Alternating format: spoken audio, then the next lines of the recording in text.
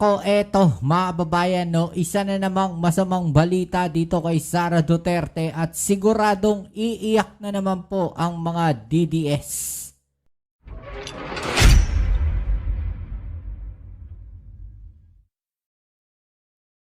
Alright, so welcome back dito sa ating channel dito sa Bobs TV. Okay, so tayo nagbabalik muli mga kababayan dahil nagsalita na po, pag-usapan natin ito, ang ombudsman mga kababayan at siguradong mag-iiyakan po ang mga DDS dito po sa masamang balitang ito mga kababayan. Okay, so yan ang ating alamin ngayon at pag-usapan, pero syempre bago ang lahat, please don't forget to subscribe, like, share at comment dyan sa comment section. At shoutouts na rin sa mga subscribers at followers sa atin dyan. Maraming salamat po sa lahat ng mga patuloy na nakasuporta po dito sa ating channel, sa mga palagi pong nandiyan dyan. At syempre, palagi nating hiling mga kababayan, 1 view, 1 like po sana sa ating video at napakalaking tulong na po yan sa atin. Okay, so ito pag-usapan natin mga kababayan. Nagsalita na po ang ombudsman at sila po mga kababayan ay susunod po no, sa hiling ng House mga kababayan, ng House Committee on Justice na kung saan ang SALN po ni VP Sara Duterte ay pinasubpina. At susunod po ang ombudsman mga kababayan dito po sa hiling no, ng House of Committee on Justice na isusubpina nga yung SALN at ibibigay po nila ito no, para sa mga investigasyon na kinakailangan po para po dito mga kababayan, no, sa impeachment ni Sara Duterte.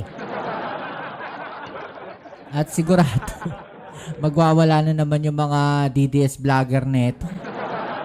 Okay, so ito mga kababayan, no, panoorin po natin itong video na to mga kababayan, na kung saan talagang napaka-importante po ito na malaman po no, ng taong bayan mga kababayan. Kaya sana wag nyo pong puputulin yung panonood, right?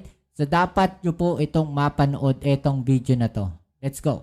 Pinahaharap ng House Justice Committee si Ombudsman Jesus Crispin Remulla sa pagdinig sa susunod na linggo para isumite ang certified true copies ng SALN ni Vice President Sara Duterte. Tutugon daw dyan si Remulla pero nagbanta rin sa Kamara kung hindi nito sasagutin ang ibinigay nilang sabina. Nakatutok si Darlene Kai.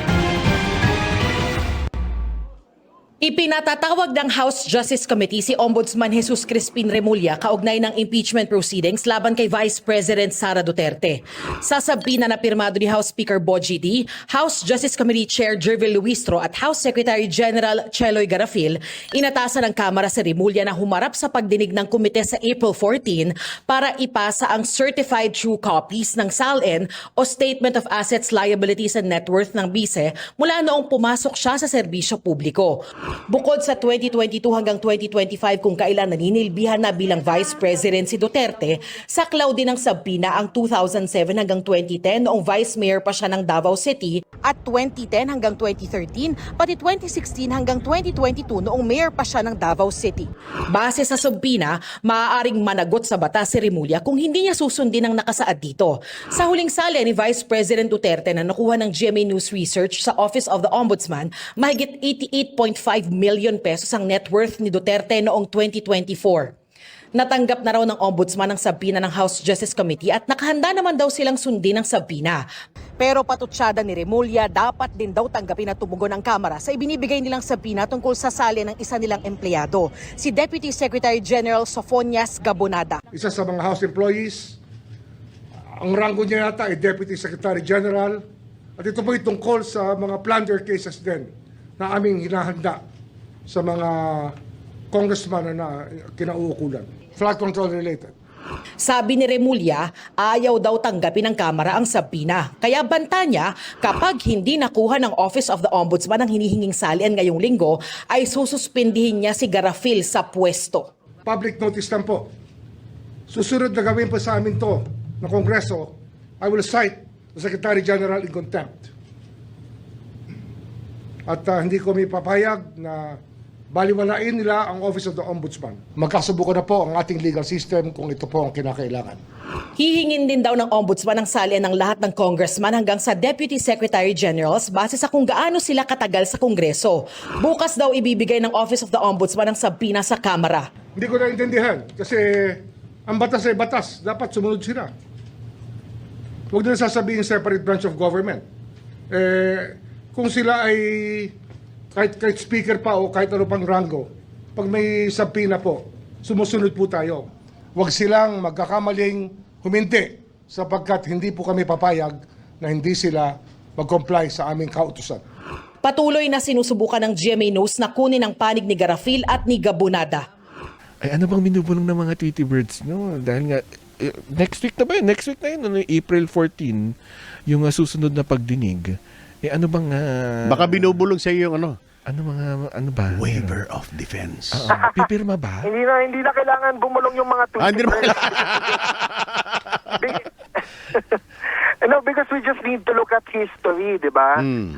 Kanina may balita po na si Ombudsman ay pinapasabtina ad testificandum tsaka ng duces tecum, meaning magdadala siya ng documents as to the salin of the Vice President, and he will be required or he has to testify about the documents or the salins that he will bring.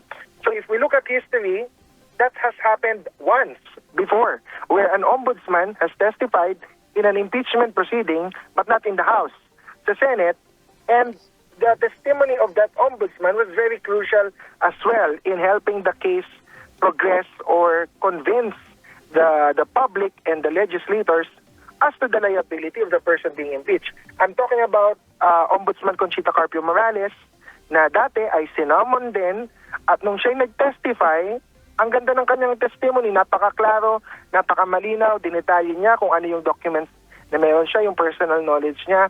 And so, even without Tweety Birds, what we can expect dito sa latest development is sa April 14, personally magte-testify si Ombudsman Boying Rimulya, pupunta siya mismo sa House, and he has already said that naman the Assistant Ombudsman Miko Clavano and Ombudsman Boying Rimulya himself, they said they will comply with the subpoena, they will bring the salin. Pero ito, ang kakaiba kasi, he's being required to go there personally to testify or discuss the matter kasi siya yung custodian Bakit ba siya yung sinasabina? Siya kasi ang merong salin ng Vice President at ng President. So, he will be the one to explain ano yung mga nasa salin. But more than that, ito yung hindi mo din kailangan ng Tweety Bird, mukhang may mga iba ding pwedeng puntahan na usapin si Ombudsman Boying Rimulya as to his personal knowledge. We should remember, ang Ombudsman, when he gets the salin, by law, nasa salin po yan, lahat ng mga public officials, pag pumipirma ng salin, they bank waiver sa salin. They allow the Ombudsman to coordinate or to inspect with AMLA or AMLC to check the bank account. So, ako ang educated guess ko dyan. But I might be wrong, but this is just an educated guess kahit walang Tweety Bird. Baka mapag-usapan na yung bank accounts ni VP Sara through Ombudsman Boying Rimulya. Without the bank records themselves, no? Yung testimony lang muna ni Ombudsman, whether or not he has seen whether the salin matches the lifestyle and the income, the lawful income of the Vice President. Attorney Jess, sa mga inilalatag mong mga ano ba yan, mga nakikita mong posibleng mangyari, di ba parang it goes without saying, mas mahalaga pala si Rimulya kaysa kay VP Sara? Hindi, mas mahalaga si Ombudsman siguro than not VP Sara. And we have to talk about the potential witnesses or the resource persons kasi, di ba? We heard na si Senator Sonny Trillanes, sinabi niya magte-testify din siya sa impeachment. While his testimony will be good, will be an added value, mukhang mas importante si Ombudsman Boying Rimulya kasi siya nga ang mismong may personal knowledge to check the salins and whether the salins fit the lifestyle and the lawful income of that public officer. So pwede kaya, Kuyang, tsaka Attorney Jess? Nililis pa ni Attorney Jess Diretso mo na kasi. so pwede kaya na So pwede, Attorney Jess, Kuyang, na nasilip na ng Ombudsman yung mga bank accounts si VP Sara? Bago pa siya humarap sa February 14? Why not? Nasa SALN yan eh. Merong maliit na clause sa SALN. At pagpipirma doon ang isang public officer tulad ko, Barangay Kagawad, nakapag-file na ako ng 2 SALN in my 3-year term. Di pa tapos yung 3rd year term ko, yung 3rd year ko. Doon sa form, mayroon doon that you allow the ombudsman to inquire and inspect. So, tama ako. the ombudsman is the ombudsman is a hardworking. Ombudsman Boying Remulla is a hardworking ombudsman. So, hindi malayo na chinek na niya kung may lawful income and whether or not may unexplained wealth si Vice President Sara Duterte. At yun yung posible kang pag-usapan sa 14. Tama nga ako. and again, I point to history.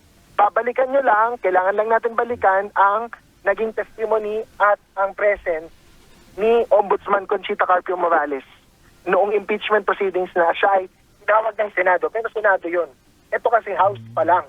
House pa lang, pupunta na yung Ombudsman at magpapasabog ng kung ano mang revelasyon o testimonya na meron siya. Ay maganda asahan natin. Yung magiging style ni Ombudsman Boying same nung ginawa ni ni Ombudsman Morales.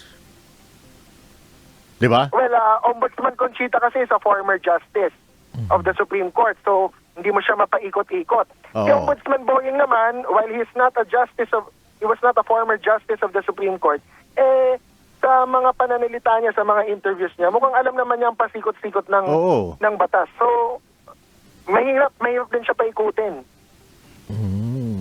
So kaabang-abang pala yung to the point yan. Sabi sa'yo, So kaabang-abang pala yung April 14. Well, di ba, tayo naman mahirap mag-speculate without developments. Because nagka-development kanina, yung balita na yon, it's now easier to have an educated guess na yun ang likely na mangyayari. Especially, as I said, may precedents na nga, which happened with Ombudsman Conchita Carpio Morales before. Kaya kung bibigyan mo ng ganong security si Madriaga, dapat si Boying Remulla bigyan mo rin ng ganong security. Papunta ng Congress. Hawak niya lahat ng Mukhang meron naman. Mukhang meron naman siya. Ilang pages, Attorney Jess? Ilang pages yung dokumento? Ano po ulit? Ilang pages? Hindi, wala naman nakakarinig, Attorney Jess. Tayo lang. Ilang pages Wala nakikinig sa atin ngayon. Tayo lang. Hindi, ano po yan. Lahat po tayo dapat sabay-sabay na makinig sa April 14 na lang. Hindi niya ba nasilip, Attorney Jess? Wala ba kayo nasisilip? Madami akong mga nasilip pero hindi ko alam kung anong tinatanong mo. At again, there are things that are better left to be heard personally. Oo. Baka naman kailangan pang tumigin para... Ano bang... ano po yan? Mas maganda marinig natin mula kay Ombudsman kasi siya ang Ombudsman. Personal knowledge niya yun at it would be far more credible than whatever I have to say. Sige, text mo na lang sa akin mamaya. Text mo na lang sa akin mamaya, Attorney Jess. April 14. Text mo na lang sa akin mamaya. So finally, ito na yung makikita natin ng talagang mabubulatlat. Kasi nga, ito yung pilit na iniwasan ng kampo ni VP Sara nung sa simula pang impeachment complaint. Hindi, tandaan na lang natin kasi muna from Senator Trillanes' accusations or allegations. Allegedly, may payroll ang mga Duterte from a drug lord na may 50 million or 100 million na pumapasok every 6 months sa mga bank accounts ng mga Duterte. Itong binabagit mong hawak ni Trillanes, ito yung wala ang ombudsman. Ito yung wala pa yung ombudsman. Yes, wala pa. Tama. Wala pa. So, 1 plus 1 pala to. Hindi lang isa, kundi marami. Oo. Diba? Ano kasi yan multidimensional naman ng there are many ways to skin a cat. It's a multiverse of... Kaya nga pagdating dun sa Congress, sa hearing, pagbabanggain yan. It's a multiverse of evidence on April 14. Pagbabanggain ngayon yan. Paano mo ngayon papaliwanag yan? Tama ba? Yun ang maganda din maganda yan sa batas kasi that means may corroboration. Pangit naman pag isa lang yung ebidensya. Maganda, there are multiple types of evidence that will corroborate each other.